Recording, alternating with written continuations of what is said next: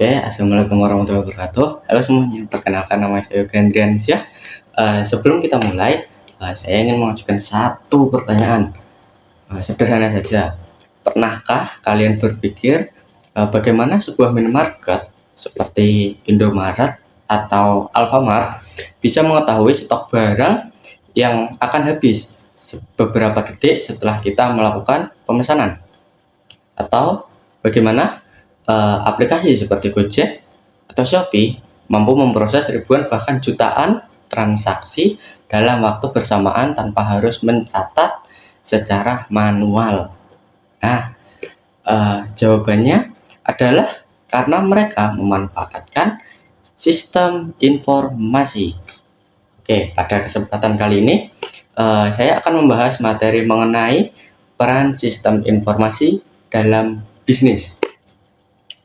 Di era digital saat ini, hampir seluruh aktivitas, terutama aktivitas bisnis, bergantung pada sistem informasi, mulai dari perusahaan kecil, UMKM, perusahaan multinasional, semuanya menggunakan sistem informasi untuk mempercepat pekerjaannya, meningkatkan pelayanan kepada pelanggan, hingga membantu manajemen dalam mengambil keputusan dengan tepat.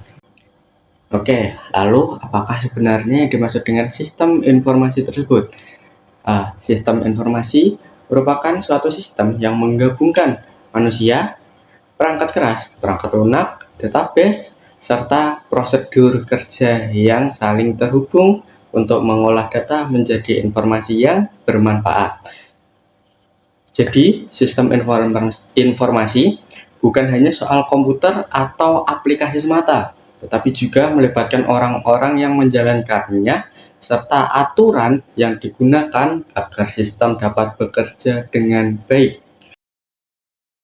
Selanjutnya, sistem informasi memiliki 5 fungsi utama.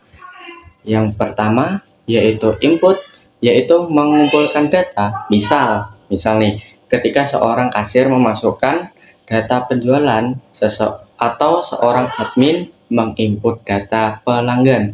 Fungsi yang kedua yaitu adalah proses. Proses adalah mengolah data tersebut menjadi informasi yang memiliki arti. Yang selanjutnya yaitu fungsi ketiga adalah fungsi output, yaitu menghasilkan laporan atau informasi yang nantinya digunakan oleh manajemen untuk kelangsungan data tersebut. Yang fungsi keempat yaitu adalah storage, yaitu menyimpan data agar dapat digunakan kembali sewaktu-waktu. Dan fungsi yang terakhir yaitu fungsi yang kelima yaitu adalah kontrol, yaitu menjaga keamanan serta keakuratan data sehingga informasi yang dihasilkan tetap dapat dipercaya. Oke, sekarang teman-teman pernahkah kalian mendengar tentang istilah data adalah aset? Hal itu benar adanya, tetapi data yang masih mentah sebenarnya belum memiliki nilai. Nilai baru muncul ketika data tersebut diolah menjadi informasi. Sebagai contoh, data penjualan harian yang terkumpul selama 1 bulan akan diolah menjadi laporan penjualan bulanan. Dari laporan tersebut, perusahaan dapat melihat produk mana yang laris. Setelah dianalisis manajemen kemudian memutuskan untuk menambah stok produk tersebut. Dan inilah proses perubahan data menjadi menjadi informasi, lalu menjadi pengetahuan hingga akhirnya menghasilkan sebuah keputusan bisnis. Selanjutnya, kita akan membahas komponen sistem informasi. Komponen yang pertama adalah hardware atau perangkat keras seperti komputer, server, printer, dan perangkat penyimpanan. Komponen yang kedua adalah software, yaitu aplikasi yang digunakan untuk mengolah data, misal ERP atau aplikasi akuntansi. Komponen yang ketiga adalah database, yaitu tempat penyimpanan seluruh data perusahaan agar tersusun rapi. Komponen yang keempat adalah prosedur, yaitu aturan atau standar operasional dalam menjalankan sistem. Komponen yang kelima yaitu adalah brainware, yaitu manusia yang menggunakan sistem seperti operator, staf, administrasi, manajer, auditor, hingga IT support.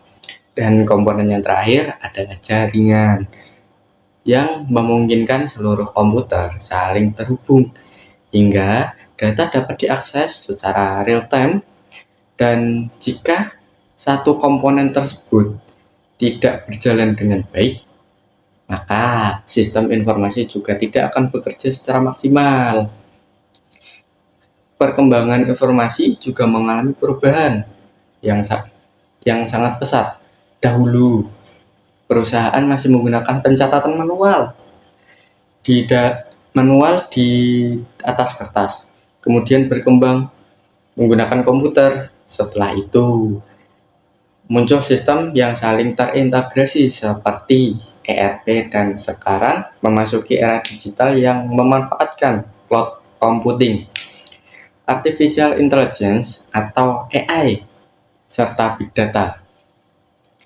Teknologi-teknologi tersebut membuat perusahaan mampu bekerja lebih cepat, lebih efisien, lebih akurat dibanding sebelumnya.